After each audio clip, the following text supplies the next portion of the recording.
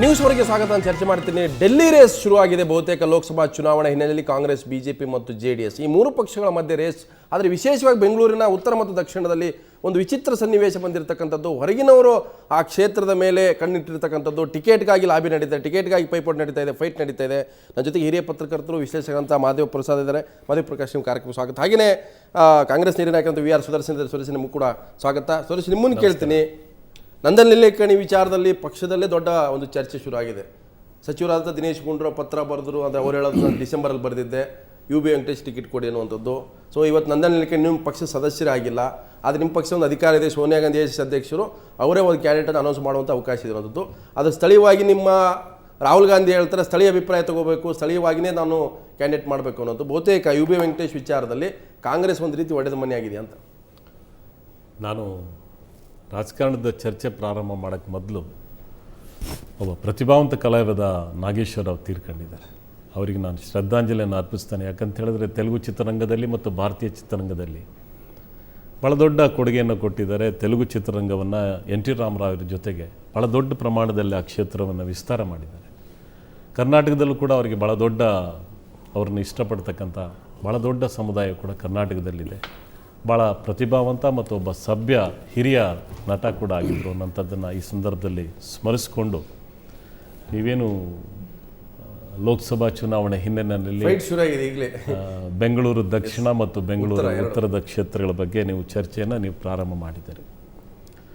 ಇದರಲ್ಲಿ ಯಾವುದೇ ರೀತಿಯಾದಂಥ ಗೊಂದಲ ಕಾಂಗ್ರೆಸ್ ಪಕ್ಷದಲ್ಲಿ ಇಲ್ಲ. ಒಂದು, ಅಧ್ಯಕ್ಷರು ಸ್ಪಷ್ಟ ಮಾಡಿದ್ದಾರೆ. ಆಮೇಲೆ ಕೆಲವು ಕ್ಷೇತ್ರಗಳಲ್ಲಿ ಅಭ್ಯರ್ಥಿಗಳನ್ನು ನಿರ್ಧಾರ ಮಾಡ್ತಕ್ಕಂಥ ಒಂದು ಸಂದರ್ಭಗಳಲ್ಲಿ ಕೆಲವು ಗೈಡ್ಲೈನ್ಸ್ ಇರುತ್ತೆ, ಜನರಲ್ ಗೈಡ್ಲೈನ್ಸ್ ಇರುತ್ತೆ. ಯಾವ ರೀತಿಯಾದಂಥ ಅಭ್ಯರ್ಥಿಗಳನ್ನು ಆಯ್ಕೆ ಹೇಗೆ ಮಾಡಬೇಕು. ಈಗಾಗಲೇ 2 ಹಂತದ ಚರ್ಚೆಗಳು ಕೂಡ ನಮ್ಮ ಪಕ್ಷದ ಹಂತದಲ್ಲಿ, ರಾಜ್ಯದ ಹಂತದಲ್ಲಿ ಚರ್ಚೆಗಳು ಕೂಡ ಮುಕ್ತಾಯ ಆಗಿದೆ. ಆಮೇಲೆ ಕೆಲವು ಕ್ಷೇತ್ರಗಳ ಕ್ಯಾರೆಕ್ಟರ್ಸನ್ನು ಕೂಡ ನೋಡ್ಕೊಳ್ಬೇಕಾಗುತ್ತೆ. ನಿಜ, ಪ್ರತಿಯೊಬ್ಬ ಕಾರ್ಯಕರ್ತರು ಕೂಡ ಪಕ್ಷದ ಜೊತೆಗೆ ಕೆಲಸ ಮಾಡಿರಬೇಕು, ಪದಾಧಿಕಾರಿಯಾಗಿರಬೇಕು, ಜನಸಂಪರ್ಕ ಇರಬೇಕು.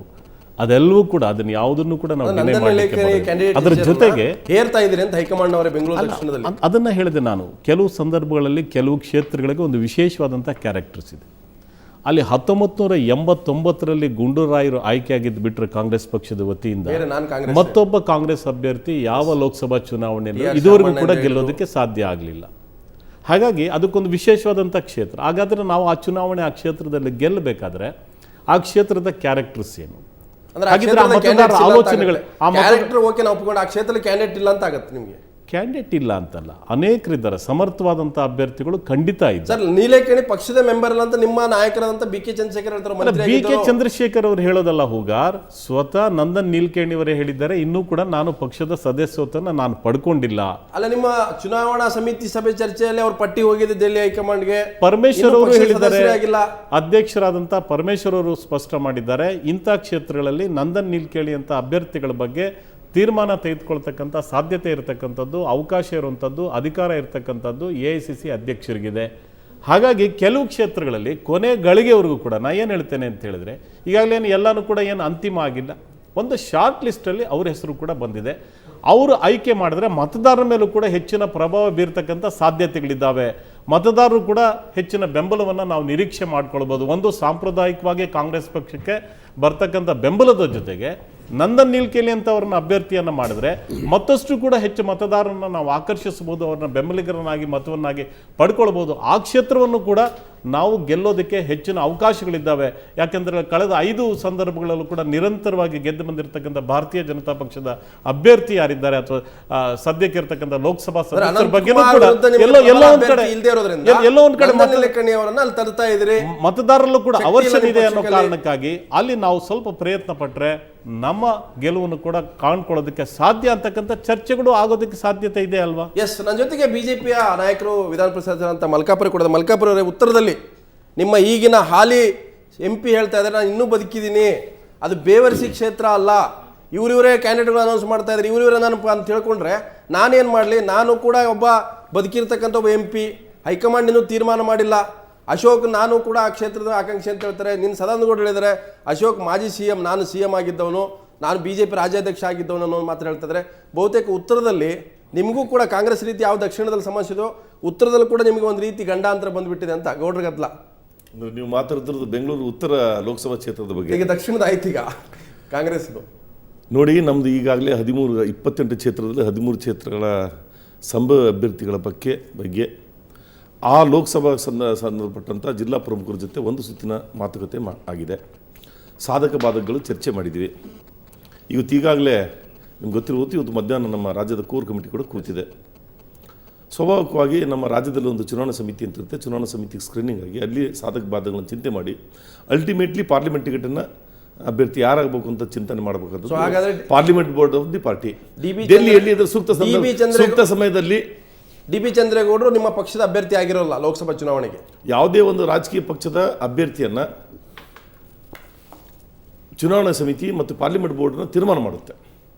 ಸೊ ನಿಮಗೆ ಈಗ ಒಂದು ಚುನಾವಣಾ ಸಮಿತಿ ಕೋರ್ ಕಮಿಟಿಯಲ್ಲಿ ಈ ಕ್ಷೇತ್ರಕ್ಕೆ ಇವರು ಬೇಕು ಅನ್ನುವಂಥ ಒಂದು ತೀರ್ಮಾನ ಆಗಿರುತ್ತೆ, ಅಥವಾ ಒಂದಷ್ಟು ಲಿಸ್ಟ್ ಇರುತ್ತೆ. ಅದರಲ್ಲಿ ಚಂದ್ರೇಗೌಡರ ಹೆಸರಿಲ್ವಾ, ಅಥವಾ ಅಶೋಕ್ ಹೆಸರಿದೆಯಾ, ಅಥವಾ ಅಶ್ವತ್ಥನಾರಾಯಣ ಮಲ್ಲೇಶ್ವರಂ ಶಾಸಕರ ಹೆಸರಿದೆಯಾ, ಸದಾನಂದ ಗೌಡರ ಹೆಸರಿದೆಯಾ?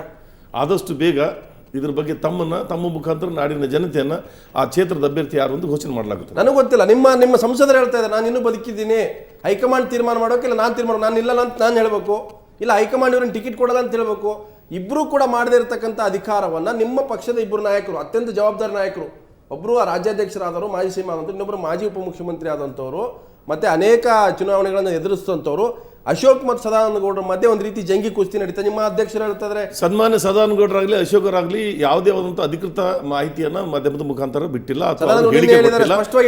ಇದು ಮಾಧ್ಯಮಗಳ ಊಹಾಪೋಹಗಳು. ಮಾಧ್ಯಮಗಳ ಸದಾನಂದ ಗೌಡರ ಒಬ್ಬ ಬಿಜೆಪಿ ನಾಯಕರು ಊಹಾಪೋಹದು.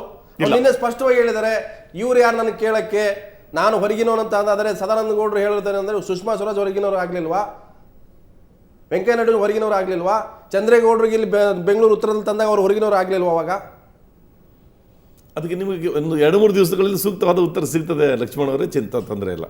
ಸೊ ಅಶೋಕ್ ಸದಾನಂದ ಗೌಡ ಬಿಟ್ಟು ಕ್ಯಾಂಡಿಡೇಟ್ ಆಗ್ತಾರಾ, ಅಥವಾ ಅಶೋಕ್ ಸದಾನಂದ ಯಾರಾದ್ರೂ ಒಬ್ಬರು ಆಗ್ತಾರಾ, ಅಥವಾ ಅವ್ರು ಬಿಟ್ಟು ಇನ್ನೊಬ್ರು ಆಗ್ತಾರಾ? ಅದ್ರ ಬಗ್ಗೆ ನಿರ್ಣಯ ಅಧಿಕೃತವಾಗಿ ನಿರ್ಣಯ ಆಗಿಲ್ಲ. ಎಸ್, ನಾನು ಮದೇ ಪ್ರಕಾಶ್ ಸರಿ, ಎರಡೂ ಕ್ಷೇತ್ರದ ವಿಶೇಷ ನಾವು ಯಾಕೆ ಚರ್ಚೆಗೆ ತೊಗೊಂಡಿದ್ದು ಅಂದರೆ ಬೆಂಗಳೂರು ಉತ್ತರ ಮತ್ತು ದಕ್ಷಿಣ ಈ ಎರಡೂ ಕ್ಷೇತ್ರದಲ್ಲಿ ಪೆಕ್ಯುಲರ್ ಕ್ಯಾರೆಕ್ಟ್ರು. ಒಂದು ಕಡೆ ಈವನ್ CK ಜಾಫರ್ ಶರೀಫಿಂದ ಹಿಡಿದು ಕೂಡ ಅವರು ಹೊರಗಿನವರೇ, ಚಳಿಕೆರೆ ಚಿತ್ರದುರ್ಗದವರೇ, ಈಗಿರ್ತಕ್ಕ ಚಂದ್ರೇಗೌಡರು ಕೂಡ ಹೊರಗಿನವರೇ, ಈಗ ಪೈಪೋಟಿ ಮಾಡ್ತಾ ಇರ್ತಕ್ಕ ಸದಾನಂದ ಗೌಡರು ಬೇಕು ಅಂತ ಕೇಳ್ತಾರೆ, ಅವರು ಕೂಡ ಹೊರಗಿನವರೇ. ಸೊ ಎರಡು ಅವರು ಸುದರ್ಶನ್ ಭಾಳ ಇಂಟ್ರೆಸ್ಟಿಂಗ್ ಇರೋದು, ಒಂದೊಂದು ಕ್ಷೇತ್ರದ ಒಂದೊಂದು ಕ್ಯಾರೆಕ್ಟರ್ ಇರುತ್ತಂತ. ದಕ್ಷಿಣದ ಒಂದು ಕ್ಯಾರೆಕ್ಟರ್ ಇದ್ದರೆ ಉತ್ತರದ ಒಂದು ಕ್ಯಾರೆಕ್ಟ್ರು. ಆದರೆ ಉತ್ತರದಲ್ಲಿ ಇಬ್ಬರು ಪ್ರಭಾವಿ ನಾಯಕರು ಒಂದೇ ಸಮುದಾಯಕ್ಕೆ ಸೇರಿದಂಥವ್ರು ದೊಡ್ಡ ಪ್ರಮಾಣದಲ್ಲಿ ಹೊರಗಡೆ ಬಂದು ಮಾತಾಡಿದ್ದಾರೆ. ಅದರಲ್ಲೂ ಸದಾನಂದ ಗೌಡರು. ಅಶೋಕ್ ಹೇಳಿದ್ರೆ ನಾನು 4 ದಿನ ಡೆಲ್ಲಿಯಲ್ಲಿದ್ದೆ, ಇವತ್ತು ನೋಡಿದೆ ನಿಮ್ಮ ಹೇಳಿಕೆಗಳಂತ ಹೇಳಿದ್ದಾರೆ. ಈಶ್ವರಪ್ಪ ಹೇಳಿದ್ದಾರೆ ನಿಮ್ಮ ಸುದ್ದಿ ಕೊಟ್ಟಿದ್ದಾರೆ, ಮೀಡಿಯಾದವರಿಗೆ ಸುದ್ದಿ ಕೊಟ್ಟಿದ್ದಾರೆ ಅನ್ನೋಂಥದ್ದು. ಬಹುತೇಕ ನಮ್ಮ ಮನೆಗೆ ಸರಿ ಇಲ್ಲ, ನಾವು ನಮಗೆ ಟಿಕೆಟ್ ಬೇಕು ಅಂತ ನಾವು ಕೇಳ್ತಾ ಇದೀವಿ ಅಂತ ಅವರೇ ಹೇಳಿರೋದ್ರಿಂದ ಅದು ಬಹಿರಂಗುಟ್ಟು. ಈಗ ಈ ಕಳೆದ ಲೋಕಸಭಾ ಚುನಾವಣೆ ಆ ಸಂದರ್ಭದಲ್ಲಿ DB ಚಂದ್ರೇಗೌಡರು ಬೆಂಗಳೂರು ಉತ್ತರ ಲೋಕಸಭಾ ಕ್ಷೇತ್ರದಿಂದ ಸ್ಪರ್ಧಿಸಿದರು. ಚಂದ್ರೇಗೌಡರೇನೋ ಉತ್ತರ ಲೋಕಸಭಾ ಕ್ಷೇತ್ರದ ಮೂಲ ಅಭ್ಯರ್ಥಿ ಅಲ್ಲ, ಮೂಲ ನಿವಾಸಿ ಅಲ್ಲ. ಅವರು ಚಿಕ್ಕಮಗಳೂರಿನವರು. ಚಿಕ್ಕಮಗಳೂರು ಲೋಕಸಭಾ ಕ್ಷೇತ್ರದಿಂದ ಗೆದ್ದಿದ್ರು. ಅವರು ಬಂದು ಬೆಂಗಳೂರು ಉತ್ತರ ಲೋಕಸಭಾ ಕ್ಷೇತ್ರದಲ್ಲಿ ನಿಲ್ಲಿಸಿ ಅವರನ್ನು ಯಡಿಯೂರಪ್ಪನವರು ಗೆಲ್ಲಿಸಿದ್ರು. ಅವ್ರು ಕಾಂಗ್ರೆಸ್ ಟಿಕೆಟ್ ಸಿಕ್ಕಿದ್ರೆ ಬಿಜೆಪಿ ನಿಲ್ತಿರಲಿಲ್ಲ. ಹೌದು. ಅಂದರೆ ಒಂದು ಸತ್ಯ ಏನು ಅಂತಂದರೆ, ಇಲ್ಲಿ ಮೂಲ ನಿವಾಸಿ ಅಂದರೆ ವಲಸಿಗ ಮತ್ತು ಮೂಲ ನಿವಾಸಿ ಅನ್ನೋ ಪ್ರಶ್ನೆ ಬರೋದೇ ಇಲ್ಲ. ಮತ್ತು DB ಚಂದ್ರೇಗೌಡ ಒಂದು ರಾಜ್ಯದ ಮುಖ್ಯಮಂತ್ರಿ ಆಗಿದ್ದರು. ಭಾಜಪದ ಸಾರಿ ಚಂದ್ರೇಗೌಡ ಅಲ್ಲ, ಸದಾನಂದ ಗೌಡ, ದಯವಿಟ್ಟು ಕ್ಷಮಿಸಿ. ಸದಾನಂದ ಗೌಡ ರಾಜ್ಯದ ಮುಖ್ಯಮಂತ್ರಿ ಆಗಿದ್ದರು ಮತ್ತು ಭಾಜಪದ ಅಧ್ಯಕ್ಷರು ಆಗಿದ್ದರು. ಆ ಕಾರಣದಿಂದ ಸದಾನಂದ ಗೌಡರು ಕರ್ನಾಟಕದ ಯಾವುದೇ ಮೂಲೆ ಒಳಗೆ ನಿಂತು ಗೆಲ್ಲುವಂತಹ ಅಧಿಕಾರ ಇದ್ದೇ ಇರುತ್ತೆ, ಸಹಜವಾಗಿ ಇದ್ದೇ ಇರುತ್ತೆ. ಇನ್ನು ಸ್ಥಳೀಯರೆಲ್ಲ ಹೋಗಿ ನಾವು ಹೋರಾಟ ಮಾಡೋದು, ನಾವು ಇಲ್ಲೆಲ್ಲ ಇವರಿಗೆ ಜೆಂಡಾ ಹಿಡಿಯೋದು, ಫ್ಲಾಗ್ ಹಿಡಿಯೋದು. ನಾನು ಟಿಕೆಟ್ ಕೇಳ್ತಾ, ಅಶೋಕ್ ಕೇಳ್ತಾ ನಂಗೆ ಟಿಕೆಟ್ ಕೊಡಿ ಅಂತ, ಇನ್ನೊಬ್ರು ಕೇಳ್ತಾ ನಂಗೆ ಟಿಕೆಟ್ ಕೊಡಿ ಅಂತೇಳಿ. ಚಂದ್ರೇಗೌಡರು ಹೊರಗಿನವರೇ, ಸದಾನಂದ ಗೌಡರು ಹೊರಗಿನವರು, ಎಲ್ಲರೂ ಹೊರಗಿನವ್ರು. ನಾವೇನು ಮಾಡ್ಬೇಕಂತ ಅವ್ರ ಪರಿಸ್ಥಿತಿ ಇರ್ತಕ್ಕಂಥದ್ದು ವಲಸಿಗ ಮತ್ತು ಮೂಲ ಈಗ ಬಿಜೆಪಿ ಒಳಗಡೆ. ಇಲ್ಲ, ಅದು ಪ್ರಶ್ನೆ ಅಲ್ಲ, ವಲಸಿಗಲ್ಲ, ಮೂಲ ಅಲ್ಲ. ನೋಡಿ, ಸನ್ಮಾನ್ಯ ವೀರಪ್ಪ ಮೊಯ್ಲಿ ಅವರು ಎಲ್ಲಿನವರು? ಮಂಗಳೂರು ಜಿಲ್ಲೆನವರು. ಅವ್ರು ಬಂದು ಚಿಕ್ಕಬಳ್ಳಾಪುರದಲ್ಲಿ ಲೋಕಸಭಾ ಸದಸ್ಯರಾಗಲಿಲ್ವಾ? ಸನ್ಮಾನ್ಯ ಮಾಜಿ ಮುಖ್ಯಮಂತ್ರಿ ಧರಣ್ ಸಿಂಗ್ ಅವರು ಗುಲ್ಬರ್ಗ ಜಿಲ್ಲೆದವರು, ಬೀದರ್ ಬಂದು ಪಾರ್ಲಿಮೆಂಟ್ ಸದಸ್ಯರಾಗಲಿಲ್ವಾ? ನೋಡಿ, ಒಂದು ಎತ್ತರಕ್ಕೆ ಬೆಳೆದಂತ ಕಾರ್ಯಕರ್ತರು, ನಾಯಕರು ಸೂಕ್ತ ಸಂದರ್ಭದಲ್ಲಿ ಯಾವುದೇ ಪಕ್ಷ ಆಗಿರ್ಬೋದು, ಸೂಕ್ತ ಸಂದರ್ಭದಲ್ಲಿ ಯಾರನ್ನ ಯಾವ ಕ್ಷೇತ್ರದ ಸ್ಪರ್ಧೆ ಮಾಡಬೇಕು ಅನ್ನೋ ತೀರ್ಮಾನವನ್ನ ಪಕ್ಷ ತೆಗೆದುಕೊಳ್ತದೆ. ಇದು ಯಾವುದೇ ಒಂದು ಪಕ್ಷಕ್ಕೂ ಸೀಮಿತ ಅಲ್ಲ. ಇನ್ನೊಂದೇನು, ಒಂದು ಎತ್ತರಕ್ಕೆ ಬೆಳೆದಂಥ ನಾಯಕರನ್ನ ಒಂದಿಲ್ಲ ಒಂದು ಕಡೆ ನಿಲ್ಲಿಸಿ ಅವ್ರನ್ನ ಅವರ ಸೇವೆಯನ್ನು ದೇಶಕ್ಕಾಗಲಿ ರಾಜ್ಯಕ್ಕಾಗಲಿ ಬಳಸ್ಕೊಳ್ಳುವಂಥ ವಾಡಿಕೆ ಇವತ್ತಿಂದಲ್ಲ, ಮೊದಲಿಂದ ಬೆಳ್ಕೊಂಡ್ ಬಂದಂಥ ವಾಡಿಕೆ ಇದು. ಹಾಗಾಗಿ ಕೆಲವರು ನಾವು ಯಾವುದೋ ಜಿಲ್ಲೆಗೆ, ಯಾವುದೋ ವಿಭಾಗಕ್ಕೆ, ಯಾವುದೋ ಒಂದು ವರ್ಗಕ್ಕೆ, ಯಾವುದೋ ಒಂದು ಜಾತಿಗೆ, ಒಂದು ಇದಕ್ಕೆ ಸೀಮಿತ ಮಾಡಲಾರ್ದೇನೆ ಅವರ ಸೇವೆಗಳನ್ನ, ಅವರ ಅನುಭವಗಳನ್ನ ವಾಡಿಕೆ ಎಲ್ಲ ಕಡೆ ಇದೆ. ನೀವು ಮಲ್ಕಾಪುರ ಸದಾನಂದಗೌಡರು ಕ್ಲೇಮ್ ಮಾಡೋದನ್ನ ನೈತಿಕವಾಗಿ ಸರಿ ಅಂತ ಹೇಳ್ತೀರಿ. ನಾನು ಅಲ್ಲಿ ನಿಂತಿನ, ನಾನೊಬ್ಬ ಕ್ಯಾಂಡಿಡೇಟ್ ಇದ್ದೇನೆ ಅನ್ನೋಂಥದ್ದು. ಡಿ ಬಿ ಚಂದ್ರೇಗೌಡರು ಕಳೆ ಬಾರಿ ಅಲ್ಲಿ ಬಂದು ನಿಂತು ಸೂಕ್ತ ಅಂತಂದ್ರೆ ಸದಾನಂದಗೌಡರು ಯಾಕೆ ಸೂಕ್ತ ಆಗಿರಲಿಲ್ಲ? ಆದ್ರೆ ಸೂಕ್ತ ಸಂದರ್ಭದಲ್ಲಿ ನಿರ್ಣಯ ತೆಗೆದುಕೊತ್ತೆ, ನಿರ್ಣಯ ಇನ್ನೂ ಆಗಿಲ್ಲ. ಸೊ ಇವರೇ ನಿಲ್ಬೇಕು ಅಂತ ಏನಾಗಿಲ್ಲ, ಇನ್ನೂ ಆಗಿಲ್ಲ. ಯಾರು ನಿಲ್ಬೇಕು ಅಂತೂ ಆಗಿಲ್ಲ ಇನ್ನು. ಎಸ್, ಕಾಂಗ್ರೆಸ್ ಅಲ್ಲಿ ಆಗಿದೆ ಸರ್, ದಕ್ಷಿಣದಲ್ಲಿ ಇವರೇ ನಿಲ್ಬೇಕು, ಇವರಿಗೆ ಕೊಡ್ಬೇಕಂತೇನಾಗಿಲ್ಲ.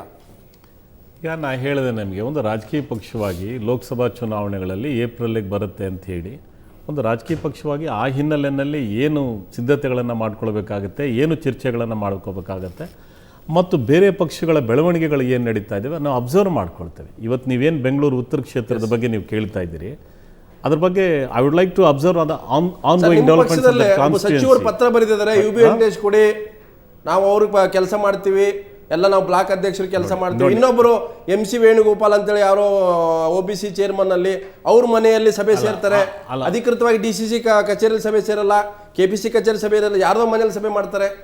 ಹುಗಾರ್ ದಿನೇಶ್ ಗುಂಡೂರಾವ್ರನ್ನು ಕೂಡ ಮತ್ತೆ ತಾವು ಗೊಂದಲ ಮಾಡಬೇಕಾದಂಥ ಅವಶ್ಯಕತೆ ಇಲ್ಲ. He has made it very clear. Dinesh Gundu Rao ಏನು ಹೇಳಿದ್ದಾರೆ, ನಂದನ್ ನೀಲ್ಕೇಣಿಯವರು ಸ್ಪರ್ಧೆ ಮಾಡಬೇಕು ಅಂತ ಹೇಳಿ ಆಸಕ್ತಿ ತೋರ್ತಾ ಇರುವಂಥದ್ದು ಅಲ್ಲಲ್ಲ, ಒಂದು ನಿಮಿಷ, ಆ ಬೆಳವಣಿಗೆಗಳು 1 ತಿಂಗಳಿಂದ ನಡೀತಾ ಇರ್ತಕ್ಕಂಥ ಬೆಳವಣಿಗೆಗಳು. ನಂದನ್ ನೀಲ್ಕೇಣಿಯವರು ಸ್ಪರ್ಧೆ ಮಾಡ್ತಕ್ಕಂಥ ಚಟುವಟಿಕೆಗಳು ನಡೀತಾ ಇರ್ತಕ್ಕಂಥದ್ದು. ಪತ್ರ ಬರ್ದಿದ್ದು ಯಾವಾಗ? ದಿನೇಶ್ ಗುಂಡೂರಾವ್ ಪತ್ರ ಬರ್ದಿರುವಂಥದ್ದು ಡಿಸೆಂಬರ್ ಪತ್ರ ಬರ್ದಿದ್ದಾರೆ. ಪ್ರಧಾನಿ ಅಭ್ಯರ್ಥಿಯಾಗಿ ಬಿಂಬಿಸಬೇಕು ಅನ್ನೋ ತರ ಚರ್ಚೆನೂ ಆಗಿದೆ. ಒಂದು ಬೆಂಗಳೂರು ದಕ್ಷಿಣ ಲೋಕಸಭಾ ಕ್ಷೇತ್ರಕ್ಕೆ ಸಂಬಂಧಪಟ್ಟ ಹಾಗೆ ವಿಶಿಷ್ಟ ಏನು ಅಂತಂದರೆ, ಆಗಲೇ ಸುದರ್ಶನ್ ಅವರು ಹೇಳಿದ್ರು, 1977ರಿಂದ ಇಲ್ಲಿವರೆಗೆ ಗುಂಡೂರಾವ್ ಅವ್ರನ್ನ ಗೆದ್ದು ಬಿಟ್ಟರೆ ಮತ್ತೊಬ್ಬರು ಯಾರು ಗೆಲ್ಲಕ್ಕೆ ಸಾಧ್ಯ ಇಲ್ಲ. ಅಂದರೆ ಅದು ಒಂದು ರೀತಿಯಲ್ಲಿ ಆ್ಯಂಟಿ ಕಾಂಗ್ರೆಸ್ ಕಾನ್ಸ್ಟಿಟ್ಯೂಯನ್ಸಿ ಆಗಿದೆ. 72ರಲ್ಲಿ ಗೋಪಾಲಕೃಷ್ಣ ಅಡಿಗ ಅವರು ಜನಸಂಘದಿಂದ ಬೆಂಗಳೂರು ದಕ್ಷಿಣ ಲೋಕಸಭಾ ಕ್ಷೇತ್ರದಿಂದ ಸ್ಪರ್ಧಿಸಿದ್ರು. ಅವ್ರ ವಿರುದ್ಧ ಕೆಂಗಲ್ ಹನುಮಂತಯ್ಯ ಗೆದ್ರು. ಅದು ಬಿಟ್ಟರೆ ಕೆಂಗಲ್ ಹನುಮಂತಯ್ಯ ಗುಂಡೂರಾಯರು ಗೆದ್ದದ್ದು ಇನ್ಯಾರೂ ಗೆದ್ದಿಲ್ಲ. ಮತ್ತೆ ಬೆಂಗಳೂರು ದಕ್ಷಿಣ ಲೋಕಸಭಾ ಕ್ಷೇತ್ರದಿಂದ ಫಾರ್ಮಿಡಬಲ್ ಆದಂತಹ ಕಾಂಗ್ರೆಸ್ ಕ್ಯಾಂಡಿಡೇಟ್ ಹೊರತು ಬೇರೆ ಇಲ್ವೇ ಇಲ್ಲ. ಪ್ರಕಾರ ಒಂದು ವಿಶಿಷ್ಟ ಕ್ಷೇತ್ರದಲ್ಲಿ ಈ ರೀತಿಯ ಇನ್ವಿಟೇಬಲ್ ಆದಂತಹ ಒಂದು ಕ್ಯಾಂಡಿಡೇಟ್ಗಳು ಕೂಡ ಬರಬೇಕಾಗತ್ತೆ ಅನ್ನುವಂತ ಮಾತು ಹೇಳ್ತಿದ್ರೆ, ಬಹುತೇಕ ಉತ್ತರ ಮತ್ತು ದಕ್ಷಿಣ ಬೆಂಗಳೂರಿನ ಮಟ್ಟಿಗೆ ಎರಡೂ ಕೂಡ ಪ್ರಮುಖವಾದ ಕ್ಷೇತ್ರ, ಆದರೆ ದಕ್ಷಿಣ ಹೆಚ್ಚು ಕಾನ್ಸಂಟ್ರೇಟ್ ಪಡ್ಕೊಳ್ಳುತ್ತೆ. ಯಾಕಂದ್ರೆ ಅನಂತಕುಮಾರ್ ಮತ್ತು ನಂದನ್ ನೀಲಕೇಣಿ ವರ್ಸಸ್ ಆಗುವಂಥದ್ದು ಬಹುತೇಕ ಆ ಕಾರಣಕ್ಕಾಗಿ ಅದು ಹೆಚ್ಚಿನ ರಾಷ್ಟ್ರೀಯ ಗಮನ ಕೂಡ ಸೆಳೆಯುತ್ತೆ. ಮತ್ತೆ ಚರ್ಚೆ ಮಾಡ್ತೀನಿ, ಅದಕ್ಕಿಂತ ಮೊದಲು ಬ್ರೇಕ್.